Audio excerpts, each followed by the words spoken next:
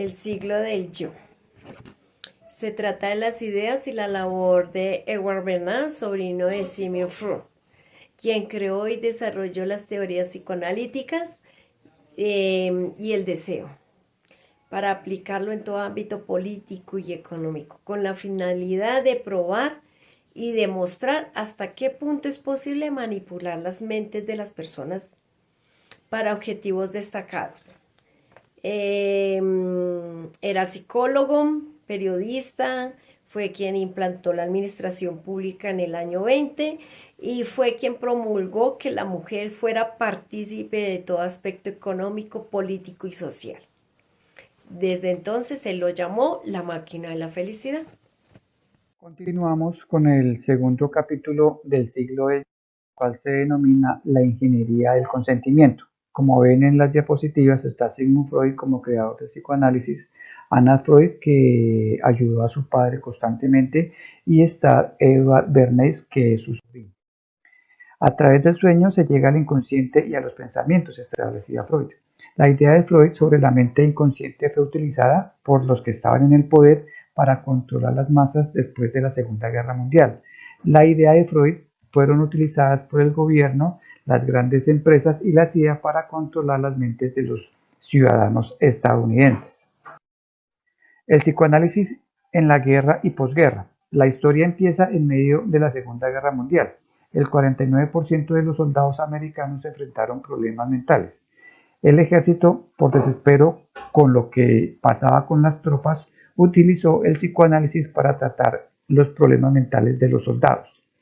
Los psicoanalistas creían que el estrés del combate había disparado los recuerdos de infancia de los soldados. Estos recuerdos de violentos sentimientos y deseos del ser humano debían ser reprimidos porque eran demasiado peligrosos. La complicidad de tantos alemanes en los asesinatos de la guerra fortalecía aún más la teoría de Freud y ponía en peligro las democracias. El psicoanálisis como técnica para mantener la democracia. La victoria sobre Japón fue celebrada por los ciudadanos como un triunfo de la democracia. Las personas en el poder estaban preocupadas por las implicaciones de los análisis psicológicos de los soldados, los cuales determinaban que los ciudadanos estadounidenses estaban dirigidos por impulsos irracionales y violentos. Lo que se necesita es un ser que interiorice los valores democráticos y el psicoanálisis lo podía lograr. El psicoanálisis en el sistema de salud. Anna Freud realiza un experimento para cambiar los miedos de los hijos de una amiga. Este experimento individual se llevaría a un experimento social a gran escala para controlar la mente interior de la población de los Estados Unidos. En 1946 el presidente Trump firmó el Acta de Salud Mental. Fue el nacimiento de todos los descubrimientos surgidos del psicoanálisis. A finales de los años 40, un proyecto comenzó en Estados Unidos para aplicar las ideas del psicoanálisis a las masas. Centros de orientación psicológica fueron ubicados en las ciudades con el objetivo de ayudarle a la gente a controlar las fuerzas interiores de sus mentes. Al mismo tiempo, contrataron cientos de consejeros para aplicar el psicoanálisis en la orientación de matrimonios. Se quería un ciudadano modelo. El psicoanálisis como herramienta del consumismo. El psicoanálisis se introdujo en las grandes empresas para conseguir un consumidor modelo. Un grupo grande de psicoanalistas tomó las ideas de Edward Bernays y crearon un gran número de técnicas para introducirse y dirigir las mentes inconscientes de los consumidores. Los psicoanalistas crearon un gran número de técnicas para introducir y dirigir las mentes inconscientes de los consumidores. Se estudia su personalidad completa, el concepto que el cliente tiene de sí mismo. Las empresas de los Estados Unidos contrataron gran cantidad de psicoanalistas para generar en los consumidores el deseo de compra de sus productos. Los psicoanalistas llamaron la estrategia para controlar la sociedad como la estrategia del deseo. Si la gente se identifica con un producto, se mejora la imagen personal y la imagen de sí mismo. En los años 50, el psicoanálisis penetró fuertemente en la sociedad americana y los psicoanalistas se hicieron ricos y poderosos. Leyendo el texto La ingeniería del consentimiento, identifiqué algunos momentos. Primero, Edward Bernays y su influencia en la propaganda política en Guatemala. En los años 20, Edward Bernays profesionalizó la carrera de relaciones públicas y ahora era uno de los relacionistas públicos más poderosos en Estados Unidos y su escudo de victoria para su trabajo social. Segundo, la CIA y el intento de manipular la mente mediante la psiquiatría Cameron. El doctor Ewen Cameron, jefe de la Asociación de Psiquiatría, pensaba que no solo era posible controlar las fuerzas internas peligrosas de las personas, sino eliminarlas en su totalidad y acudir al gobierno para ser escuchados, ya que los psiquiatras debían estar en todos los estratos dirigiendo y monitoreando las actividades políticas porque ellos sabían de un modo racional y científico lo que era bueno para la gente. Hollywood como programación mental, Grierson y Marilyn Monroe. El psicoanálisis comenzó a ser poderoso en Estados Unidos por su teoría en la que decían saber controlar las peligrosas fuerzas del interior de los seres humanos. En Hollywood, donde trataron a estrellas de cine, directores y jefes de estudio. En 1960, Marilyn Monroe, desesperada y adicta a las drogas y al alcohol, se dirigió a Ralph Grierson, amigo personal de Anna Freud, buscando ayuda, quien con su esposa e hija trataron de mostrarle cómo debía ser la vida familiar según las teorías de Anna Freud. Pero a pesar de todos sus esfuerzos, Grierson no pudo ayudar a Marilyn Monroe, ya que el 15 de agosto de 1962 se suicidó en su casa. El suicidio estremeció a todos los que anteriormente estaban entusiasmados con el psicoanálisis y ahora empezaban a cuestionar el por qué había llegado a ser tan poderoso en Estados Unidos. Si era algo que realmente beneficiaba a los individuos o era de hecho una forma de represión e interés del orden social utilizado por las empresas para controlar a la gente. Críticas al psicoanálisis. Herbert Marcuse, la importancia fundamental de formación de la conciencia humana está en la niñez, tal como se vive en el interior de la familia, etapa de formación en donde adquiere sus categorías normativas y todo su marco de referencia para enfrentar al mundo. Según Arthur Miller, ex esposo de Marilyn Monroe, el psicoanálisis es considerar que el sufrimiento es un error, signo de debilidad o incluso de enfermedad. Así que el problema no es deshacer el sufrimiento o borrarlo de nuestras vidas, sino hacerlo parte de nuestra vida. Martin Luther King, la palabra inadaptado, sonido del llanto de la psicología infantil moderna, ya que lo ideal es evitar personalidades neuróticas y esquizofrénicas. Martin Luther King nunca se adaptó a la segregación racial y a la denominación, a las condiciones económicas que se quedan con las necesidades básicas de muchos para dar lujos a unos pocos. Martin Luther King decía que la influencia política del psicoanálisis freudiano se acabó. En su lugar, ahora serían acusados de haber ayudado a crear modos represivos de control. Wilhelm Reich decía que el psicoanálisis había sido utilizado como un medio para un fin corrupto y de manipulación de los estudios de la sociedad. Él creía que el cuerpo era como una armadura y una coraza que respondía a la represión, generando tensión muscular que con el paso del tiempo se traducía en dolores crónicos y enfermedad. En ese momento comienzan a aparecer detractores de esta teoría que plantean cómo pudo haberse utilizado de manera incorrecta, ya que se estaban manejando emociones y sentimientos de los cuales son la herencia del ser humano. El individualismo. El discurso de Sigmund Freud sobre el poder de la mente inconsciente fue utilizado por el poder de la democracia para controlar las masas en 1950. La teoría de Freud dice que dentro de cada ser humano hay un yo irracional oculto y que este debe ser controlado tanto por el bien de los individuos como por la inestabilidad social. El opositor a esta teoría es Wayne Reisy, discípulo de Freud en 1920, que dice que en lugar de reprimir el yo interior, este debe liberar sus emociones para que se sienta mucho mejor y que de ahí saldrá un nuevo ser humano frente a la sociedad. En este orden de ideas se conforman grupos rebeldes de psicoanálisis quienes empiezan a hacer terapias en pequeños cuartos en Estados Unidos, permitiendo que cada persona lidere sus emociones con gritos, con gestos físicos, hasta con llanto, y las personas se sienten liberadas y se despierta el yo aislado, vulnerable y sobre todo codicioso, dando paso a la manipulación comercial y política. Por lo tanto, sucede todo lo contrario. Hacia 1959 se crean nuevas formas para entender los motivos de los consumidores, asociando los sentimientos con los productos. Esto hace que nazca una nueva forma de comercio, apelando a los deseos ocultos del consumidor. Luego, más adelante, hacia los años 60, surge una nueva generación que protesta por el consumismo, y este está dirigido por el profesor Herbert Marcuse, que es psicoanalista, filósofo y escritor, y da paso a una política izquierdista, pero que no obtiene resultados y desaparece 18 meses después.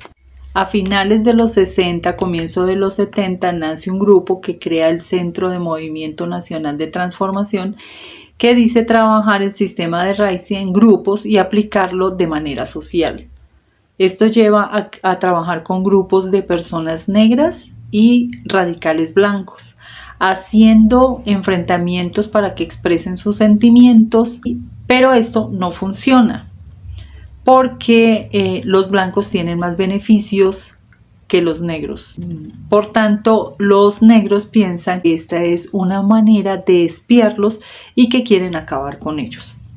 Al no funcionar, buscan un convento y se llevan un grupo de monjas que hacen que ellas se expresen con libertad y terminan quitándose los hábitos y volviéndose lesbianas, y por último cierran el convento. Luego de esto, el comercio, al ver que han bajado las ventas, contratan a un investigador para que indague por qué los jóvenes de las universidades ya no compran seguros de vida. Y estas investigaciones llevan a que ellos no están pensando en el futuro, sino que todo el tiempo están pensando en el presente, en sus emociones. Por tanto, esta investigación hace que las empresas que producían en masa, en cantidades, empiecen a producir en pequeñas cantidades de acuerdo a los grupos individualistas que se están formando en la época. Había un grupo el cual el objetivo era ellos decían que ir capa tras capa para el reconocimiento de vida. Decían que el que estaba vacío y sin sentido no tenía vacío y todo lo tenía sin sentido. Para inventarse a sí mismo tenía que hacer y poder vivir una vida plena. John Dewey se capacitaba sobre aprender sobre sí mismo en el grupo que había creado del ST. Ahí incluían actores, músicos, se unían a este grupo para poder ser felices y buscar su interior. Jerry Rubin, líder en 1968, estaba dispuesto a morir por unas creencias que él tenía, pero a partir de que conoció el grupo del ST, desarrolló un estilo de vida diferente, una idea de poder ser feliz y derrochar para sí mismo. Promovían la idea de ser uno mismo. En 1970 era pequeño el porcentaje de población. El yo interior comenzaba a sentirse ellos mismos y a construir su mundo. El capitalismo estadounidense decidió intervenir y ayudar a la gente a expresarse cómo quieren ser la gente y ayudarlos a ser ellos mismos. En 1978, unos economistas y psicólogos encontraron la manera de satisfacer los deseos de estos consumidores, las necesidades básicas. Así como un psicólogo, Henry Maslow, nuevo sistema de tipos psicológicos que llamaban la jerarquía de necesidades, y desarrollando así la necesidad de etapas emocionales que vivían sin sentimientos. Realizaban encuestas para saber lo que cada gente pensaba, que cada gente decía, ellos mismos cómo se encontraban a sí mismos, para satisfacer el rompimiento de sus estándares, comprender las personas, para poder vender los productos y así cada quien tener un estilo de vida diferente. En 1980, Jeffrey Bell lanzó como presidente el programa Nuevo Individualismo. Sería un ataque al gobierno de injerencia, que la gente tomara decisiones propias, que el pueblo mismo gobierne, sobre la libertad individual. Asimismo, la idea de los individuos eran realizadas que eligieran. En principios de 1981, Ronald Reagan asumió la presidencia del país, que se encontraba quebrado. Para quien iba a solucionar esa situación no era el gobierno, sino los consumidores del yo individualista. Votaban por una cantidad de productos, diferentes cantidades, diferentes tamaños, precios, colores, lo que ellos vieran por preferencia. Le dieron a las empresas que ellas podían consumir en masa, si no podían consumir en pequeñas cantidades, lo cual empezó a llegar a las personas que, a pesar de sentirse liberadas, poder adquirir, poder sentirse realizadas, y así era que existía el idealismo y el yo individual. Los políticos de izquierda, tanto en Gran Bretaña y Estados Unidos, recorrieron por las técnicas desarrolladas por las empresas para poder adquirir el poder y así encontrarse atrapadas por los curiosos deseando un nuevo yo individualista. Capítulo 4. 8 personas bebiendo vino en Kettering. La idea de Bernings se apoderó de la política. El desarrollo de una nueva forma de dominar las masas vendió los productos, usando los anhelos emocionales de cómo cada producto haría más feliz a las personas, más poderosos, más exitosos y aún más atractivos. El leer los sentidos internos y necesidades para el consumo de una gran industria del consumismo clasificaron a los individuos no por clase social, sino por clase emocional, por sus pensamientos y deseos, y las preguntas incitaban al estado de ánimo de sus gustos. En 1980, a la mayoría de edad conforman grupos focales para investigar sus sentimientos. Usaron los motivos psicológicos para que compraran las personas. En Gran Bretaña, las ideas de Bernings conquistan a las masas. La crisis económica a mediados de los 70 se hicieron encuestas para conocer las ideas de las personas, y esto hizo que la parte política empezara a tomar en cuenta a estos deseos a través del libre mercado, por lo cual la señora Thatcher estuvo de acuerdo en usar este método como el símbolo de gobierno donde permitiría que las personas fueran libres para decidir. Las empresas respondieron con entusiasmo a estas ideas individualistas y empezaron a fabricar con éxito. Usaron las celebridades públicas con productos para publicitar. Se les alentó a los consumidores a ver sus deseos realizados, así que Ronald Reagan y Margaret Thatcher se unieron a este tipo de política para atraer a sus votantes. De esa manera dieron un vuelco a las políticas antiguas que venían rondando de tiempos atrás, e hizo que sus gobiernos tuviesen aún mucho más auge, aunque esto se convirtió únicamente en un lema de campaña, porque cuando ellos fueron a ver sus países, después de haber ganado, sus países estaban en deterioro económico. Philip Crown encontró un pequeño de trabajadores votantes que había cambiado de partido y se dieron cuenta que los individuos eran capaces de dar su voto a cambio de beneficios políticos. John Maynard obtuvo la victoria cuando cambió su discurso de campaña y se dirigió a los individuos diciéndoles: solo paguen impuestos por las cosas que los benefician a ustedes y no por el beneficio de los demás. Y de esa manera les hizo entender que había un recorte de impuestos. Para los urbanos había una política reactiva y un aumento de impuestos para los más ricos. Por lo tanto, en Estados Unidos, Clinton, que había aplicado esa misma campaña, se vio agobiado cuando en 1994 los demócratas obtuvieron el Congreso en su mayoría porque las clases obreras se sintieron traicionadas por Clinton, pues Clinton se fue hacia las personas de ingreso mediano y de esta manera le cobraron esa traición a Clinton. En su reelección, él había optado por irse a la antigua política, donde trataba de buscar ayudar a las partes necesitadas, a darle salud a las personas, pero esto no le estaba dando resultados, así que optó por contratar a Dick Morris. Y Dick Morris le dio un vuelco a la campaña que hizo de inmediato que le diera la victoria, porque él empezó a trabajar las ideas de Freud. En lugar de tratar a los votantes como un objeto, hay que tratarlos como alguien a quien les tienes que aprender. En lugar de tratarlos como seres individuales, hay que tratarlos como seres importantes y seguros. Clinton firmó el fin del ideal político que llevaba por años desde el presidente Roosevelt, que decía que la democracia no era más que complacer los deseos íntimos. Frases a resaltar. El siglo del individualismo. Nada fuera de tu alcance. Se transforma la política en una empresa para consumidores. Fin de la política elitista.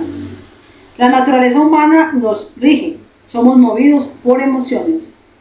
Y somos una empresa que se debe satisfacer.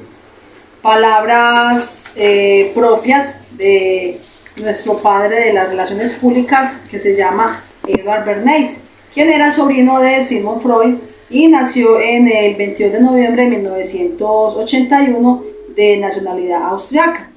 Entonces él hace referencia a todas estas frases y fue la persona a la que se le da pues como los méritos de el marketing, la publicidad, las relaciones públicas, etcétera, etcétera.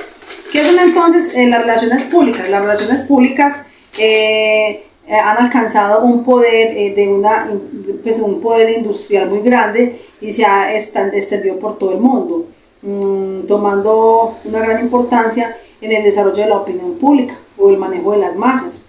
El propósito es ese, entonces influenciar a las personas.